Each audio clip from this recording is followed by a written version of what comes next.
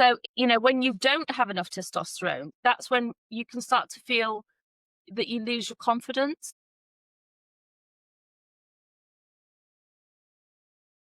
Hello, my darlings, and welcome to episode 2, season 3, if I did that the way around, Yes. of UncompliKated Perimenopause podcast. I'm Kate Grosvenor, a perimenopause expert and life coach. And I'm Gabriella Grosvenor. Yeah, here to learn with you all. So, got an interesting one today, but it's weird today because we're celebrating almost like beginning of autumn. I We're sitting love here it. with jackets and coats, and we've got the heater on. Well, we've got the heater on for the cat though, Yeah, and Ellie, because Ellie gets cold. No offense, but we've got the heater on for the cat because we're big softies. you're a big softie. Well, yeah, there is that. Yeah, cat. Anybody else put like radios on for cats or heaters on for dogs or something? Is it just us? Probably, depending on the breed at this time of year. Some dogs can't, like the little ones. Yeah. Like imagine a chihuahua in the snow. Yeah. Oh, No. that's so cute. Yeah, but right, confession time. I put the heating on for Poochie last night. Why? Because he was trying to, so we have, in our kitchen, okay, we have 6 cats, okay, but there's only 5 chairs. And he kept trying to jump up on one of the bar stools last night to go to sleep. And none of the cats were letting him on because all the chairs were taken.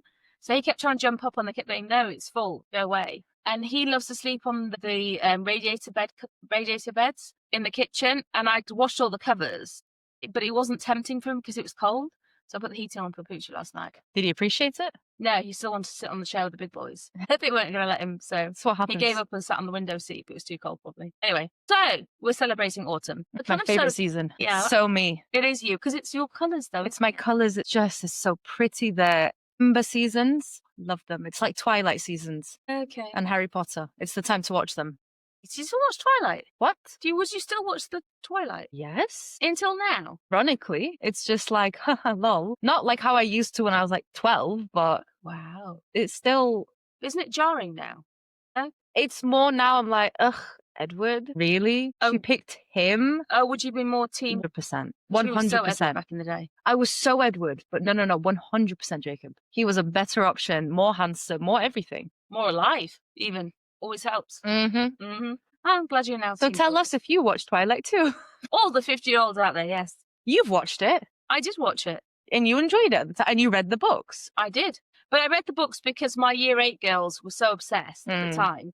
And I was like, because I'd find them reading it in class and they'd get reported to me. Yeah. And it was always because they were reading Twilight. And Yeah. I was like, what is so fascinating about these books? So I read It's them to fascinating. figure out what and then I kind of couldn't blame them because they were kind of page turners. Anyway, so we're We digress. celebrating something else today, which is probably not as interesting, but is fascinating in the world of perimenopause. Necessary. Very necessary. And it's the beginning, we hope, of good news for perimenopausal women. What are we celebrating, Gabriella? You have no clue, do you? Testosterone. Testosterone. Yes. So, exciting news out of the perimenopause world is the beginning, we hope, of something changing. So, we have 3 main sex hormones as women. We have estrogen, we have progesterone, and we have testosterone. And we talk a lot about estrogen and progesterone. So, estrogen is the one that helps to regulate your cycle, your menstrual cycle. It helps bone density. It helps your skin to be boingy. It helps regulate cholesterol. It helps heart health. Estrogen question. Yeah. If you have a lack of, do you struggle conceiving? You can do, yes, Right. because it helps. It's the one that with your periods. Right. It also helps with different things to be moist. It helps mood swings, brain fog, all that kind of stuff, right? So estrogen, we talk about a lot. Mood swings, the whole anxiety, we talk about estrogen. And progesterone is the balancer of estrogen, very necessary. It's the one that helps with your womb lining, your uterine lining. It's very good for sleep, very calming. So when women come to me and they say they're not very calm, we talk about progesterone a lot. We Magnesium. talk about that. Magnesium. Magnesium, we talk about magnesium a lot, yes. Very, very. But we don't talk about testosterone as much. No. Because until now, we've only had male testosterone in the UK. And the Androfem, which is the female testosterone that I've talked about occasionally, has been very, very expensive. Like £100 a month expensive, which is a real For an barrier. injection? For an injection? No, it's a cream. Right. And the reason that it's been so expensive is because it was produced in Australia. So there's 3 countries that have approved it so far. There's Australia, New Zealand, and South Africa. Okay. And it was never approved in the UK. Now, why is testosterone so important for your sex drive? And not just your libido, but also sexual arousal. Makes sense. Mm-hmm. It makes sense. So now. sexual arousal, it helps maintain muscle mass and strength. It helps with cognitive stuff. So how, like how awake you're feeling. It plays a role as well and it really plays a role in energy levels. And that's why a lot of women in perimenopause feel a bit and a bit exhausted. So, when you don't have enough testosterone, that's when you can start to feel that you lose your confidence. And that's one of the most important things I feel, because women will suddenly start to say, well, they shy away from social engagement, social events and stuff like that. Yeah. And obviously lower libido, fatigue, and they always say lack of motivation, but I don't massively believe in motivation, but we'll talk about that one another day. Right. So drum roll. Thank you very much. It's not approved on the NHS, but I've got the latest. I've got my papers. I feel like a news reporter now. Breaking news. This just in. The MHRA. Right. So the MHRA, I've got it here, so I don't make a mess of this, because it's very important to give you exactly the facts. Because people then will say it's approved on the NHS, it's not approved on the NHS. What is approved is the MHRA, which is the Medicines and Healthcare Products Regulatory Agency. That's why I wrote it down. Right. Because I forget that. Obviously. Brain fog. It's granted approval for the Androfem, which is a 1% testosterone cream, especially formulated for women. 1%? What? Because we only want a small dose. You see, this is the thing. Up until now, the male testosterone, I'll talk about male testosterone cream in a second, but that's been available. The male testosterone cream, which is a much higher dose, being the only one that's been available. So we have to microdose it. So they've now approved the 1% cream for women. Anyway, so they said they've approved it now so that it will now be produced in the UK from 2026. Now, this means that obviously that it will be more widely available, which is great news, because until now, you have to get a private prescription. You have to go through there's only a few places where you could get it available. Very expensive. As I said, it was like £100. Still special licensed private prescriptions. So now more widely available, and it's a UK approved. As of 2026. So what, after 26, any woman can just go to the GP? No, it's not yet approved on the NHS. Yet. It's approved to go privately. Still, it's going to go through private. We're hoping. So Dr. Louise Newson, who we know is a menopause expert, and she's talking about it a lot. I'm going to be talking about it a lot. There's going to be a lot of us. Hopefully, we might get people like Davina McCall talking about it. There's going to be a lot of us talking about it, getting wider awareness about it. What we want to do is get the nice people. You know what I want to say? Isn't it lovely? Not nice. NIC. Is the nice guidelines. Okay, recommend considering testosterone supplementation for menopausal women experiencing low sexual desire when HRT alone hasn't been effective. That's what they currently say. Wait, so they've approved this for the sake of libido and sexual drive? Well, this is the thing. So currently in the UK, if you are, and the guidelines say post-menopausal, this is where it starts to get So I did an experiment. What did you do? So I went to my GPs. Yes. So, like last week when we were talking about my IUD filler, and I said, stay tuned for next week's installment. So while I was there talking about what do I do now because my IUD fell out, I then said to them, while I'm here, can I talk to you about testosterone? Because I thought I'm there anyway. Might as well. So I said to them, because I know the guidelines, and the guidelines say you can only be prescribed this. Tell me it's a man's world without telling me it's a man's world. That's what I was thinking when you said about. Right. So the only way that you get prescribed testosterone is if you say that you have a low libido. That's why I was really worried that you were leading to, and it's like. Mate, that's the rules. So you can't get prescribed low. So testosterone affects your libido, your cognitive thinking. So, obviously they don't want women to think more, just saying. Energy, muscle mass. I mean, there's a lot of things it affects, but you can only get prescribed testosterone if you have low libido. I mean, tell me it's not a man's world. A man made this, for sure. If you've already been on HRT for some time, and you could be considered menopausal, not necessarily perimenopausal. I haven't tried that because I'm mostly 51 now. So I'm of menopausal age. If you are of that age and you can say that you have low libido, you can go to your GP or your senior nurse practitioner and you can say, I think I need testosterone because I have low libido. Don't waste your breath talking about anything else. Just say low libido. You can argue it. You can mention everything else. It doesn't matter because they've only got one box to tick. Okay, that's it. Is it right? No. No. Is it fair? No. Is it right? Is it fair? Is it no? It's not. It's just. But this is a man's world. It's just as it is.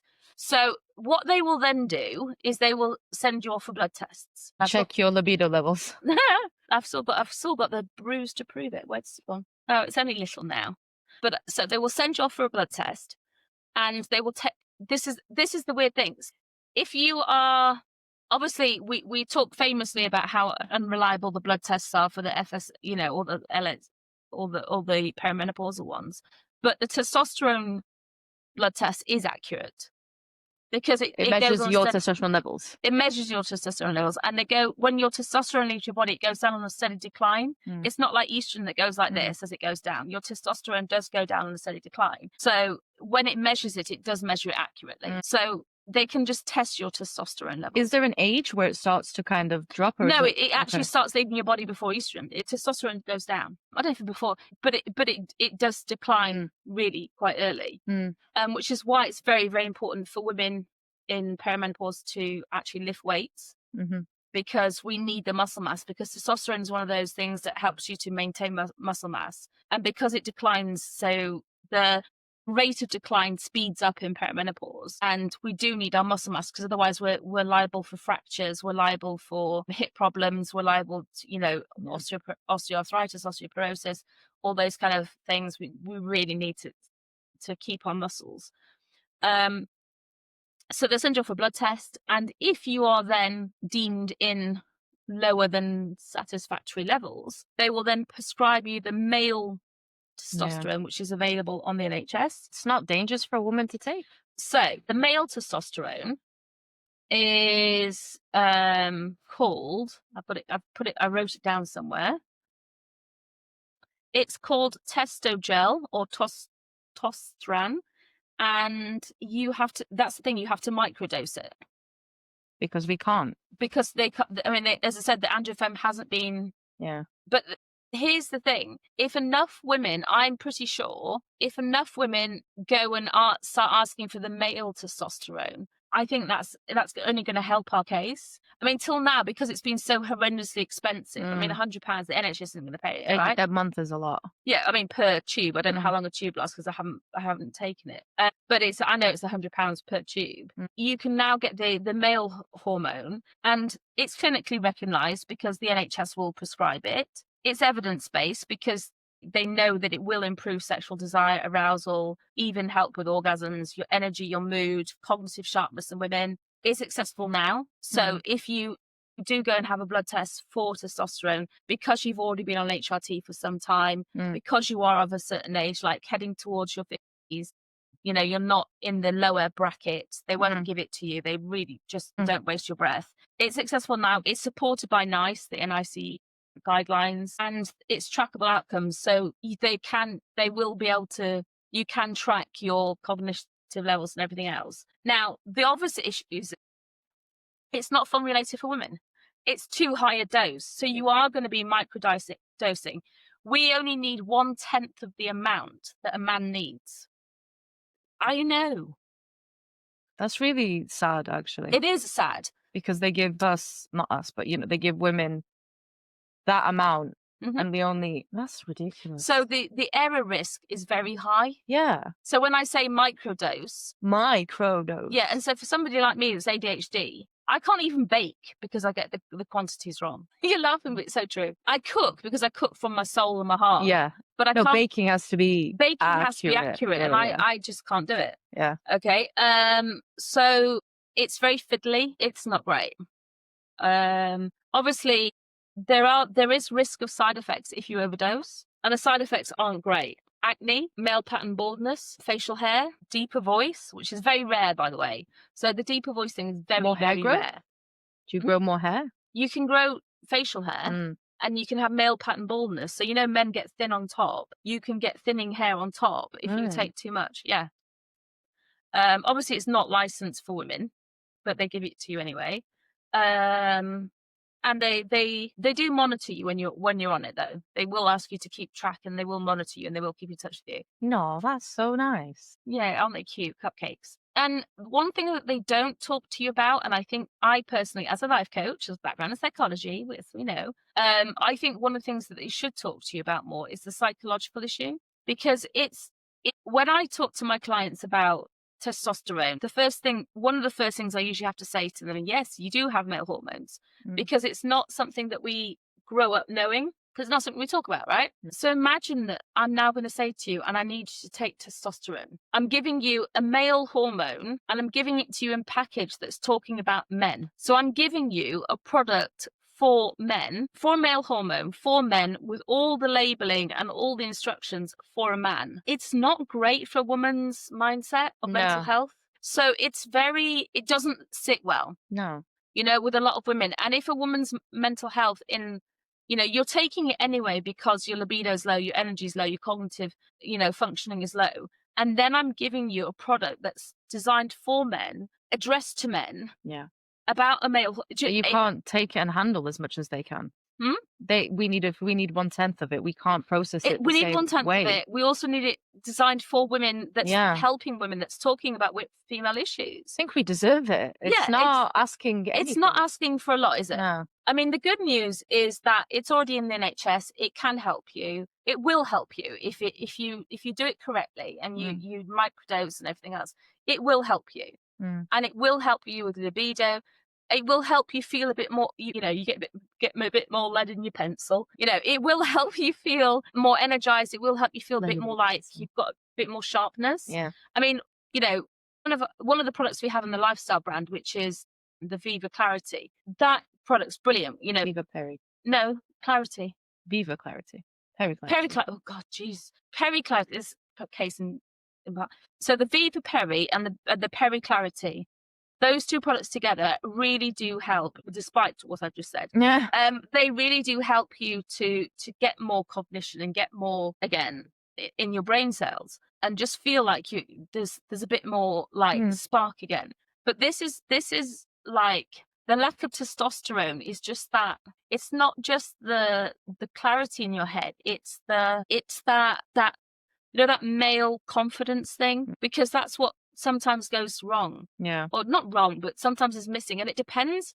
I feel sometimes as well, it depends on your character, which I know can sound a bit weird, but if you all your life have been quite a confident kind of, not brash personality, but I've always been the kind of like ta-da kind of person. Yeah. And it's main character, we call it. You call it, is that yeah, what? Okay. Main character. But it hurts when you just feel like, I just want to go back to bed. And I guess it's the same for everybody. I might be generalizing there. But I think a lot of people can relate to you. Yeah, you just feel like you're a bit of a hermit. Yeah. It just feels a bit odd. But so many women feel underconfident in perimenopause. And yeah, maybe I'm being ungenerous. I think maybe most women feel like that. Yeah. But I feel like it's so forget everything I just said in the last 2 minutes. But it just feels like for so many of us, we feel that whole side of our personalities just slip away a little bit. And then you're still in a man's world after all of this. Yeah. It's really disheartening. And we just feel like we need that clarity. We need that sense of self back again. And I talk a lot about, we hear that a lot in the groups, of sense of self and getting back to the old me. And but see, this is the thing that I always say, is because you can't go back to your old self, because she no longer exists. Yeah. It's like when women have babies and they go, I just want my old self back, and I go, you'll never be the same. No. Because you don't unlearn yourself. You don't go back to your pre-mum self, because you're biologically changed to be programmed on a different wavelength once you've had a child. Similarly, when you go through perimenopause, you biologically change and you are different than you will. You can't go back to your pre-perimenopause self because you're different. The thing about perimenopause is, like, I love my 50-something-year-old self. I don't give a shit. Yeah. It's very difficult to make me angry now. It is really difficult. I mean, it can make me sad because I feel for the whole world. I'm generally, oh, bless. I'll cry about people and I feel really sorry for them. But making me angry, you have to push a lot of buttons. Like, you'd have to go like beep, beep, beep, beep, beep, beep, beep, beep. Like, you'd have to get quite a few at once to make me, like, actually lose it. I mean, there are people that live in our house that's quite good at it. No names mentioned, just saying. But anyway. I actually coughed. Oh, did you actually? I thought you were like... No. But the good news about going through the perimenopause is that the new you becomes wiser, calmer, focuses on the stuff that's more important. Yeah. Less F's to give, I've heard a lot. Yes, I have fewer shits to give. Yeah. There's a great song about I've got no to give. You should listen to it. It should become our theme song. Yeah. For perimenopause, a woman everywhere. But yeah, so that version of you is gone. She's never coming back. Yeah, testosterone for women. We need to start a testosterone revolution, guys. I think we do. But at least now it's been approved in the UK. It will be produced in the UK. We will be the 4th country that has it approved. It's baby steps, but it's exciting news. So it's going to be produced here. And hopefully, fingers crossed, the NHS picks it up and says, do you know what? It's about time the women get their own cream on prescription. And that will be the end of that one. Fingers crossed, guys. Anyway, if you want to ask us any questions, please feel free to submit your questions on the WhatsApp number below. Or if you're in our free perimenopause group, which is Perimenopause with Kate Grosvenor on Facebook, please join us there because it's a great free group. You get lots of support, advice, you can ask us questions. And if you want more support, if that was even possible, which it is, we have a perimenopause membership. It's just £9 a month and you will get recipes. Actually, we need to tell them. Have you told people in the group about the challenge coming up on the 15th? I'm going to spoil it for you then. Don't hate me. Can I tell them? Yeah, go for it. Are you sure? Yeah. So on the 15th of September, we are starting a peri-weight challenge. This is not about dieting. It is about, so many women come to us in perimenopause and say, I'm out of love with my body. I just don't like it anymore. Yeah. We help them to just feel better in their own skin, basically, in their own bodies. With tons of resources. Resources. A 30-day challenge. It's all about what should you eat in perimenopause just to feel good about yourself, and exercise and hydration and all the 4 pillars. It's free inside the membership. And the membership, as I said, costs you just £9 a month. It's going to be a 30-day challenge. We've done it before. It's absolutely amazing. If you want information on that, that will also be in the notes below this podcast. We'd love to see you in there. It's an amazing, amazing, amazing membership. And as I said, £9 a month. 30 pence a day or something. It's fabulous. And you can tag us and stuff as well. So if you get stuck, you can just tag me and I will be in there answering your questions, which is pretty darn good. And there's recipes, there's recipe books, there's yoga, there's resources, there's mindset resources, loads of stuff in there. All right, my darlings, I hope you've enjoyed this episode. As I said, you can ask us questions in the free group, in the membership group, or in the WhatsApp. On the WhatsApp. All right, take care and we will see you next week. Bye.